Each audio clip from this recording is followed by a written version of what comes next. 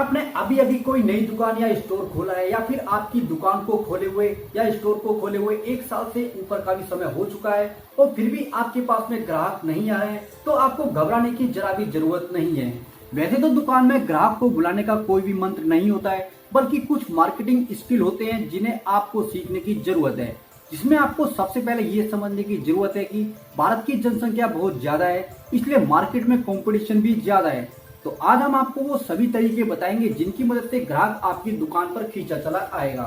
तो फ्रेंड्स, आज की वीडियो में बात करने वाले दुकान में ग्राहक कैसे बढ़ाएं। दुकान में ग्राहक बढ़ाने के लिए आपको किन किन चीजों का सहारा लेना पड़ेगा, कौन कौन सी चीजें हैं जिन्हें आपको अपनाना होगा और ऐसे कौन से तरीके हैं जिन्हें आप अपनाकर अपनी दुकान में कस्टमर बढ़ा सकते हो, और ऐसी कौन कौन सी बातें हैं जिनको आपको ध्यान रखना होगा और कौन सी आप गलतियां करते हो जिसकी वजह से आपकी दुकान में कस्टमर नहीं आ पाते हैं। ऐसे ही दोस्तों सारी चीजों को आज हम इस वीडियो के अंदर कवर करने वाले हैं। दोस्तों वीडियो को लास्ट तक जरूर देखिएगा, क्योंकि आज हम आपको इस वीडियो के माध्यम से ऐसे 10 पॉइंटों के बारे में बताने वाले हैं जिसे आप समझकर फॉलो करके आप आसानी से अपनी दुकान में कस्टमर को बढ़ा सकते हो।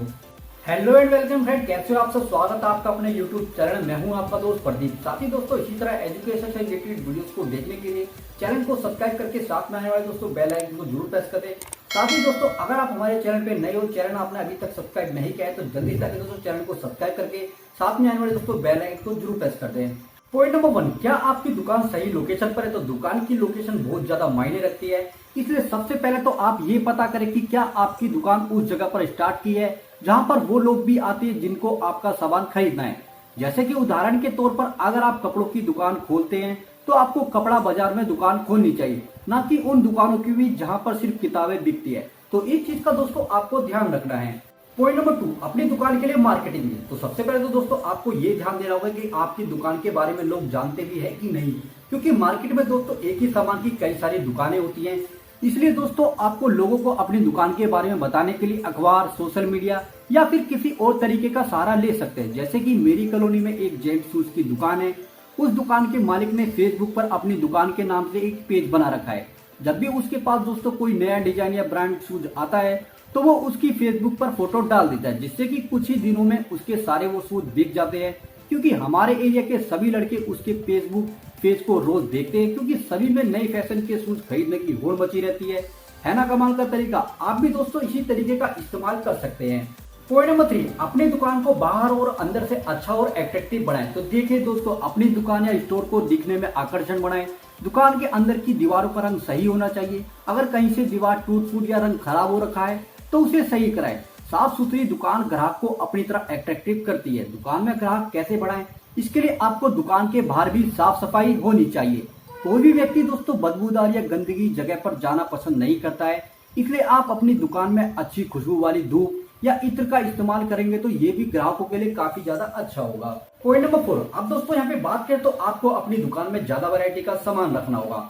अगर आप दोस्तों जनरल स्टोर, कॉस्मेटिक या कपड़े की दुकान चला रहे हैं तो आपको अच्छी और फेमस कंपनियों का सामान ही अपनी दुकान में रखना चाहिए, क्योंकि सभी कस्टमर की पसंद अलग अलग होती है। इसलिए अगर आप ज्यादा वैरायटी का सामान रखेंगे तो आप ज्यादा से ज्यादा कस्टमर को अपना सामान बेच पाएंगे, वरना आधे तो कस्टमर दोस्तों खाली हाथ लौट जाएंगे और हो सकता है कि खाली हाथ जाने के बाद कस्टमर दोबारा आपकी दुकान पर ना आए।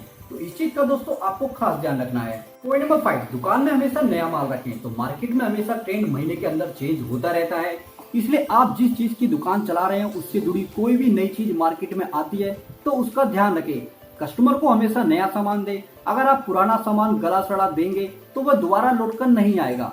एक्सपायरी सामान कभी ना बेचें, क्योंकि दोस्तों पुराना सामान बेचने पर हो सकता है आप एक बार के लिए पैसे कमा लें, लेकिन ऐसा बार बार करने पर मार्केट में आपकी इमेज खराब हो जाएगी और आपकी दुकान पर सामान खरीदने के लिए कोई भी कस्टमर दोबारा नहीं आएगा। तो दोस्तों इन चीजों का आपको खास ख्याल रखना होगा। पॉइंट नंबर 6, ऑनलाइन पेमेंट लेने के लिए QR कोड का इस्तेमाल करें, क्योंकि आज के समय डिजिटल पेमेंट का जो इस्तेमाल है वो काफी ज्यादा बढ़ गया है। इसलिए ज्यादातर हर व्यक्ति फोन पे, गूगल पे, भीम ऐप, डेबिट और क्रेडिट कार्ड का इस्तेमाल करता है। इसलिए आप सभी तरीकों से पेमेंट को एक्सेप्ट करने के लिए तैयार रहें, ताकि इसमें ग्राहकों को परेशानी ना उठानी पड़े। क्योंकि कई बार दोस्तों कस्टमर के पास कैश नहीं होता है तो वो ऑनलाइन पेमेंट करते हैं। जैसे कि दोस्तों मैं अपनी ही बात करूं तो मैं कोई भी सामान लेने के 95% ऑनलाइन पेमेंट करता हूं।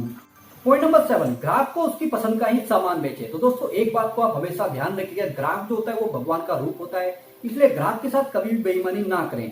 ग्राहक को कभी भी झूठ बोलकर सामान चिपकाने की ना सोचें। अगर आप ग्राहक को सामान चिपकाएंगे तो उसे कभी ना कभी पता चल ही जाएगा और वह फिर कभी लौट कर नहीं आएगा। और हो सकता है आपकी यही गलती बाकी और लोगों को भी बताए, जिससे आपकी इमेज खराब हो।